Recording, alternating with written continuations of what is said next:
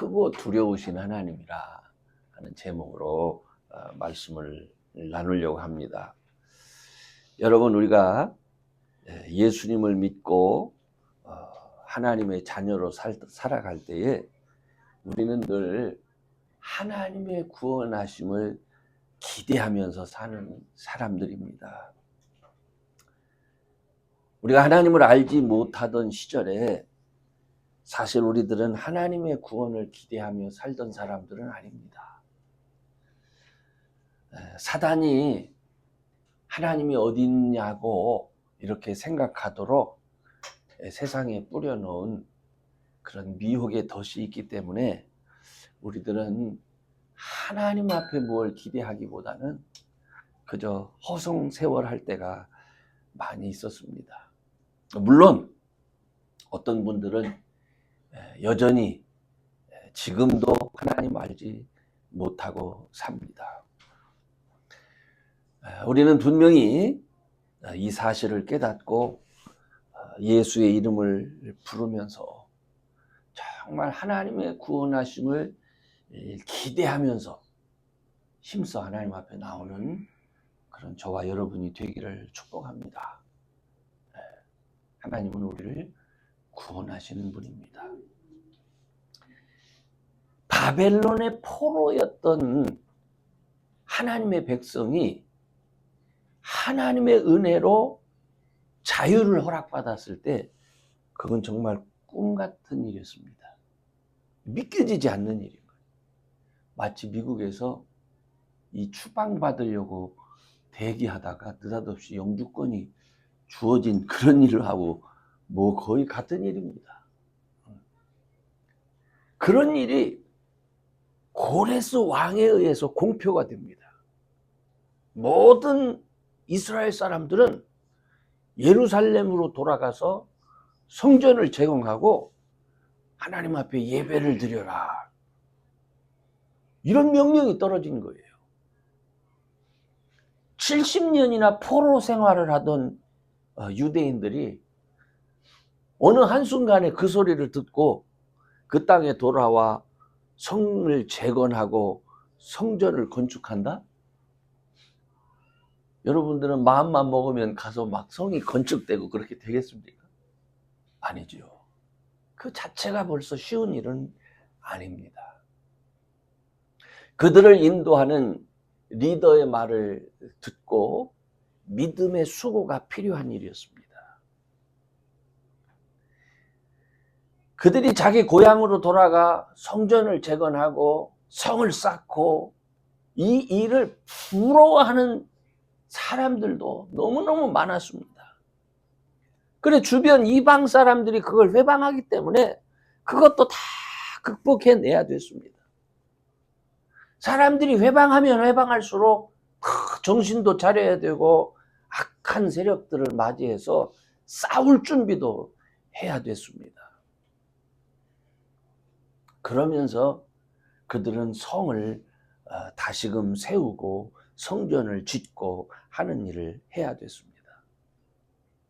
이런 성경적인 상황은요, 오늘 저와 여러분이 예수님을 믿고 하나님의 백성이 된 이후에 우리가 살아가는 삶의 과정하고 굉장히 흡사합니다. 여러분, 하나님이 이제 너 내 자녀로 삼아 줄게. 내가 이제 내 삶을 축복할게. 지금부터 믿음의 사람으로 한번 살아봐라. 하나님이 우리를 그렇게 불러주신 겁니다. 하나님이 우리를 자녀 삼아 주신 겁니다. 그런데 하나님이 우리를 자녀 삼아 주셨음에도 불구하고 우리가 정말 믿음의 사람이 되기까지 하나님의 은혜와 축복을 알아서 내 마음의 성전을 다시금 건축하고 다 해파되었던 믿음의 성을 다시 쌓기까지 이게 쉬운 게 아니에요. 끊임없이 세상은 여러분들을 미혹하고 끊임없이 세상은 여러분을 넘어뜨리려 할 겁니다. 그런 상황 속에서 우리가 다시 세상의 마음 뺏기지 아니하고 세상의 노예가 되지 않도록 하기 위해서 우리는 우리의 마음과 생각을 모으고 합심해야 되는 겁니다. 그래서 오늘 그렇게 하기 위해서 우리에게 필요한 것이 무엇인지 오늘 말씀을 통해서 함께 나누려고 합니다. 첫 번째는 여러분을 업신여기는 자를 부끄럽게 만들어라 하는 말입니다.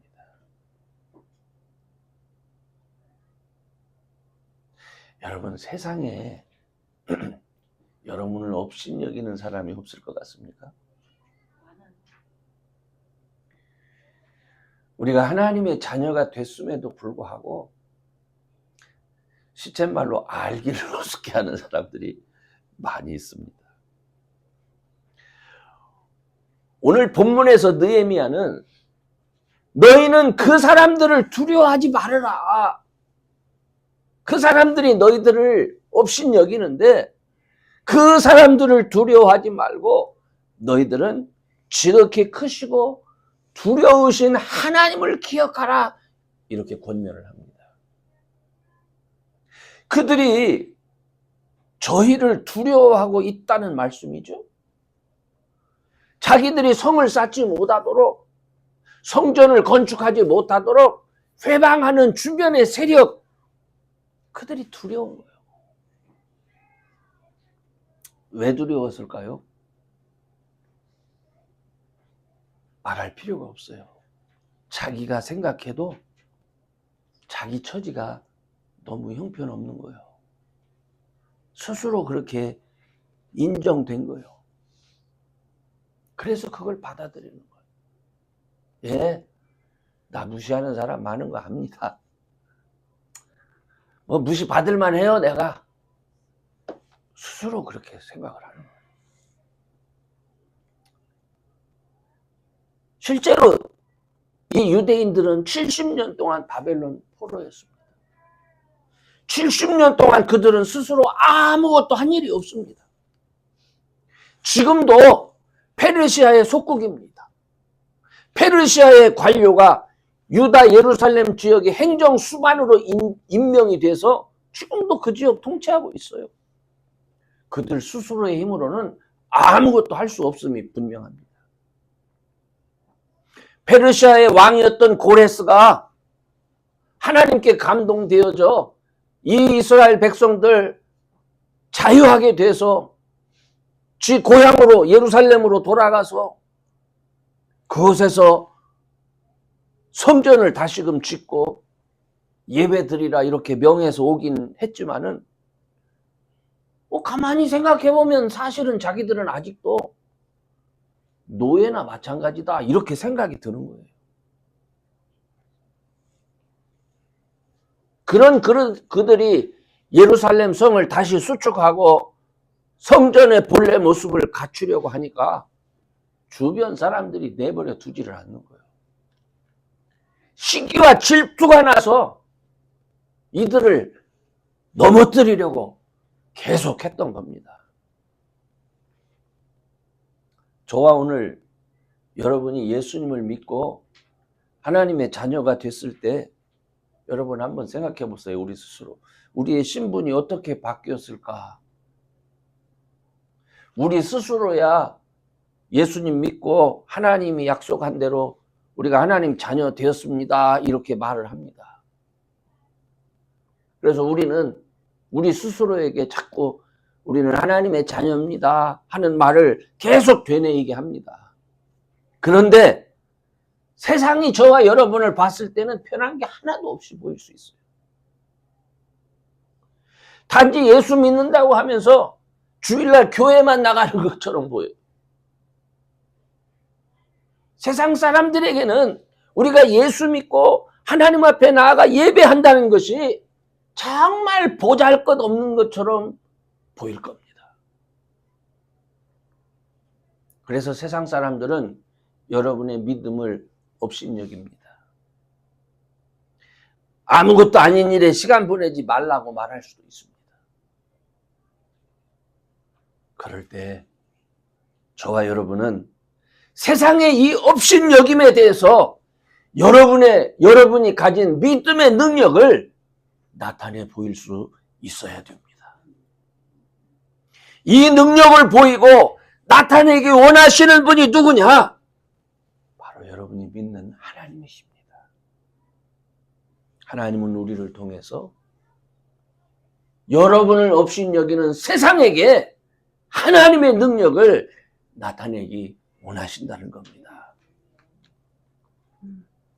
여러분이 이 일을 할 수 있도록 예수를 믿을 때에 하나님의 자녀가 되게 한다 하는 이 하나님의 약속을 여러분은 늘 기억해야 됩니다. 예루살렘 주변에 많은 이방인들이 예루살렘에 돌아와서 성전을 지으려고 하는, 그래서 성곽을 다시금 건축해 나가는 그 사람들을 조롱합니다. 그 일을 하지 못하도록 합니다. 그러나 그때에 이 일을 시키시는 분이 누구냐? 그분은 우리 하나님이다. 그러면서 그 일을 계속해 나가도록 했던 겁니다. 여러분, 우리가 예수 앞에 나오기 이전의 모습으로 세상이 여러분을 대하지 못하도록 그렇게 하시기를 바랍니다. 세상 죄악 속에 있던 모습으로 여러분을 폄하시키고 또 말과 행동으로 여러분을 위축시키고 그럴 때 여러분, 내가 믿는 하나님이 나를 도우시고 나를 새롭게 하신다 라고 하는 확신을 가지고 당당하게 맞설 수 있는 그런 저와 여러분 꼭 될 수 있기를 주의 이름으로 축원합니다. 아멘. 두 번째로는 그렇게 되기 위해서 늘 하나님이, 내가 믿는 하나님이 어떤 분이신가를 기억하셔야 돼요. 느헤미야가 유대인으로서 예루살렘의 총독으로 파송된 그 페르시아의 관료였습니다. 이 느헤미야도. 근데 그 주변에 있는 사람들도 역시 마찬가지. 똑같은 페르시아의 관료입니다.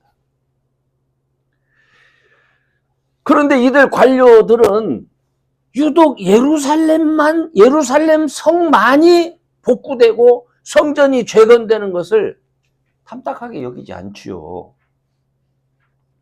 예루살렘 성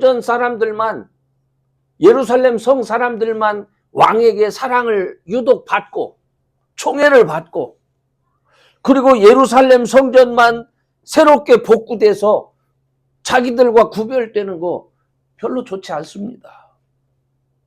그래서 그들은 회방하고 방해하는 정도가 아니라 아예 군사를 이끌고 와서 재건하고 있는 성벽을 다시금 무너뜨리는 일까지 계획합니다. 야, 어떻게 방해를 해도 이렇게까지 방해할 수 있을까 하는 생각이 듭니다. 그런데요, 이건 실제로 우리가 사는 세상에서 지금도 일어나는 일입니다.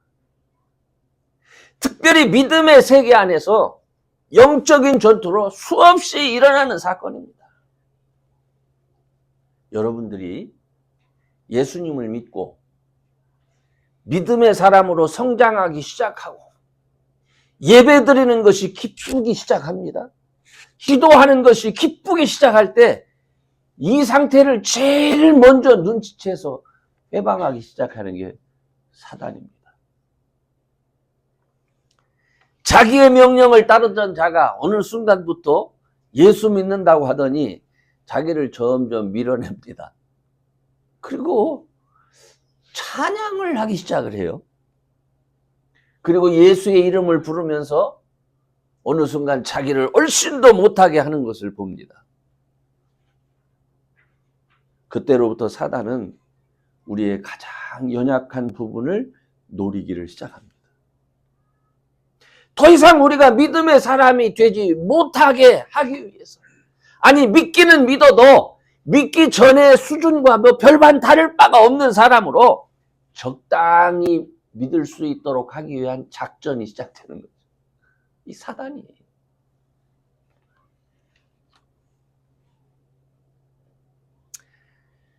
여러분, 하나님은요, 자기 백성을 70년간 그들의 죄로 인해서 포로가 되게 하기도 하셨지만 상상할 수도 없는 방법으로 그 백성을 다시금 돌아와서 예루살렘의 시민으로 살 수 있도록 하시기도 하는 분입니다. 그 시대에 어떤 사람도, 어떤 왕도 저 백성이 포로로 잡혀갔다가 70년 만에 자기 돌아와? 상상한 사람이 없었어요. 그런데 이미 하나님께서는 그 선지자를 통해서 그걸 예언하고 계셨습니다. 그걸 예언하고 계셨어요. 70년 만에 포로 생활을 마치게 한 후에 돌아오게 하는 거예요. 여러분, 바로 이 하나님이 저와 여러분의 하나님이십니다. 그분은 역사 속에서 그 택하신 자녀들을 어떻게 돌보시고 인도하셨는지를 성경을 통해서 여전히 우리에게 보여주신 하나님입니다. 그 하나님의 택하심을 따라 저와 여러분이 자녀가 된 거예요. 하나님 자녀가 되는 거예요. 여러분, 내가 하나님의 자녀가 되어졌다. 이 사실을 자꾸 의심하게 하는 그런 세력이 있습니다. 그래서 여러분을 자꾸 말씀을 떠나도록 그렇게 합니다. 속지 않기 바랍니다.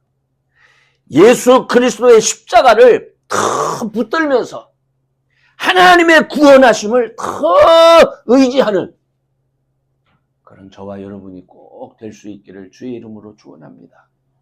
하나님, 여러분이 섬기는 하나님은 결단코 여러분을 빼앗기는 하나님이 아닙니다. 여러분을 지키고 여러분을 끝까지 구원하시는 하나님이십니다. 아멘. 이 하나님을 온전히 의지하시는 분들이 되기를 바랍니다. 마지막으로는요, 영적 싸움을 의식해야 돼.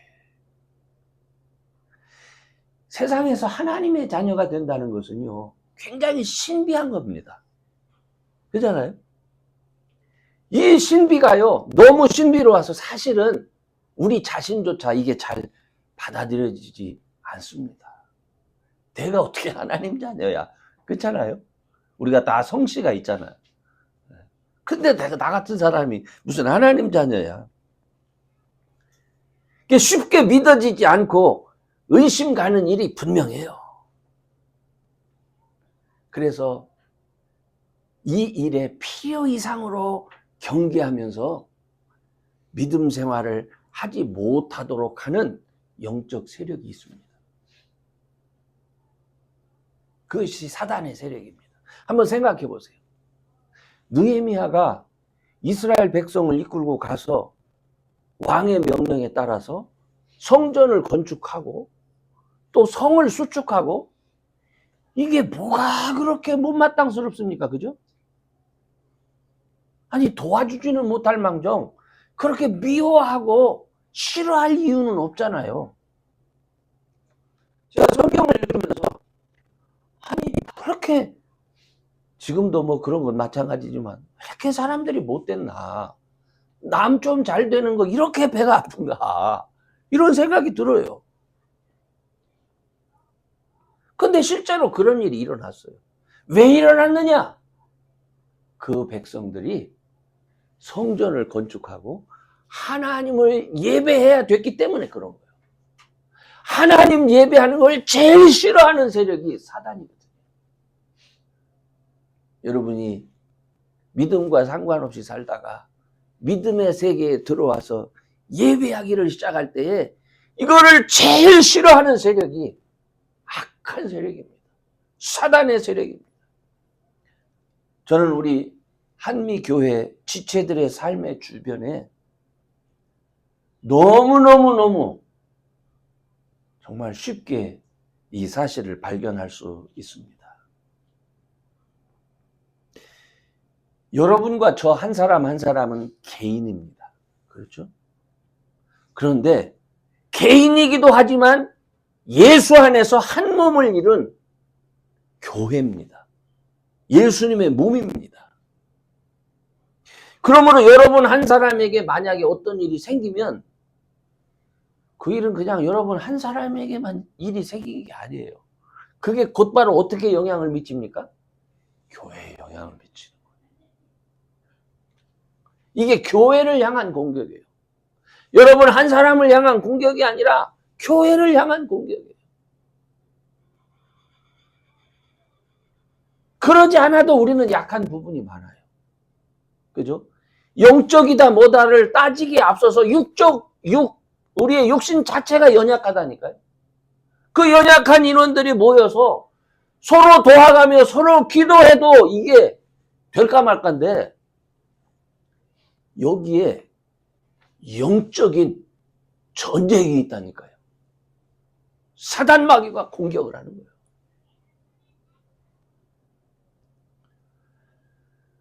그럴 때 우리가 해야 되는 일이 뭡니까? 질병으로 인해서 힘든 시간을 보내고 경제적으로 궁핍한 시간을 보내고 이런 약함은요 사실은 약한 게 아니에요. 우리가 그 약함 때문에 서로 기도할 수 있는 거예요. 그리고 그 약함 때문에 하나님 능력을 경험할 수가 있는 겁니다. 아멘? 그런데 문제는 실족을 시키는 거예요. 너무 아파서 하나님을 떠나게 만들고 너무 가난해서 하나님을 떠나게 만들고 너무 힘들어서 하나님을 떠나게 만들고 이게 뭡니까? 우리 자신도 모르는 사이에 교회가 아닌 한 개인이 낙심하게 만들어요. 이게 사단의 공격이에요. 함께하는 교회를 공격할 수가 없으니까 한 개인의 삶에 집중적으로 가장 약한 부분을 공격하기 시작하는 거예요. 그래서 시험에 빠지도록 만들고 겁에 질리고 두려워하도록 만들고 낙심하게 하는 거예요. 지난 한 주간 제가 감기에 들렸잖아요. 새벽에 좀 쉬고 싶은데 쉴 수가 없어요. 걱정이 되는 거예요. 여기에 사단이 가만 안 있을 텐데. 사단이. 저만 문제가 되는 게 아니라 우리 교우 한 사람 한 사람이 그잖아요. 우리가 다 약한 부분이 있는데 하나님 부족하지만 날에도 일어나서 기도해야지. 날에도 일어나서. 그래야 이길 거 아닙니까? 그죠? 하나님이 지켜주셔야 이기는 거니까. 하나님이 지켜주셔야. 여러분 그래서 부탁하는 거예요. 여러분이 어떤 상황에 처한다 할지라도 여러분을 낙심시키는 것은 그거는 사단의 전략이에요. 포기하지 않기를 바랍니다. 믿음의 주여 온전케 하시는 예수님을 바라보면서 예수의 이름을 의지하는 것, 주의 이름 부르는 것 포기하지 않기를 바랍니다. 아멘. 예, 우리를 넘어뜨리고 하나님의 크신 일에 참여하지 못하도록 포기하도록 사단은 계속해서 우리를 위협하겠지만은 거기에 넘어가서 좌절하지 말고 끝까지 예수의 이름을 부르면서 승리하는 분들이 되시기를 바랍니다. 늘 하나님의 구원을 경험하는 그런 사람들이 되시기를 주의 이름으로 축원합니다. 이제 결론적으로 말씀을 드립니다. 정말 우리 주변 상황 변화무쌍합니다. 세상의 역사가 늘 그렇다고는 하지만은 정말 요즘 세상 돌아가는 거 보면 우리가 따라갈 수가 없어요. 특별히 우리가 하나님의 교회를 섬기는 저와 여러분에게 세상은 때로는 정말 골리앗처럼 보일 때가 있어요. 세상이 너무 커 보여요. 그래서 우리가 가진 믿음이 마치 계란으로 바위를 치는 그런 느낌이 들 때도 있습니다. 그러나 여러분, 성경의 사람들도 늘 그와 같은 경험을 했어요. 늘 너무나 엄청난 그러한 벽 앞에서 낙심하곤 했습니다. 그러나 그때마다 하나님은 그의 자녀들에게 내가 너희를 위해서 행하는 나의 구원을 보라 이렇게 말씀하셨습니다. 그 구원의 역사가 오늘 우리에게까지 지금 와 있는 거예요. 여러분, 믿을 수 없고 불가능하게 여기기는 그런 하나님의 구원이 오늘 저와 여러분에게도 있다는 이 사실을 늘 기억하시기 바랍니다. 아멘. 삶의 현장에 어떤 부정적인 일이 있고 어떤 절망적인 일을 만나도 절대로 낭망하지 말고 정말 크고 두려우신 그 하나님의 구원을 확신하면서 영적 싸움에서 승리하는 그런 저와 여러분 꼭 될 수 있기를 주의 이름으로 축원합니다.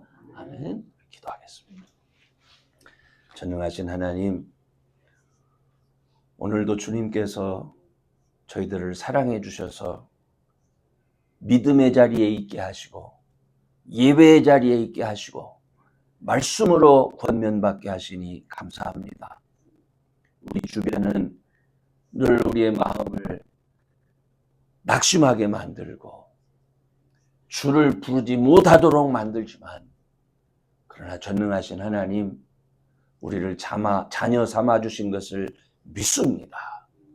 우리를 죄 없다 하시고 자녀 삼아 주셨사오니 끝까지 포기하지 않고 절망하지 않고 하나님의 구원하심을 믿고 의지하는 자들이 되게 해 주옵소서. 예수의 이름 부르면서 승리하는 자들 되게 하여 주시옵소서. 사단과 마귀를 물리치는 자들이 되게 하여 주시옵소서. 늘 이길 수 있도록 주님 도와주심을 감사하며 예수님의 이름으로 기도하옵나이다. 아멘.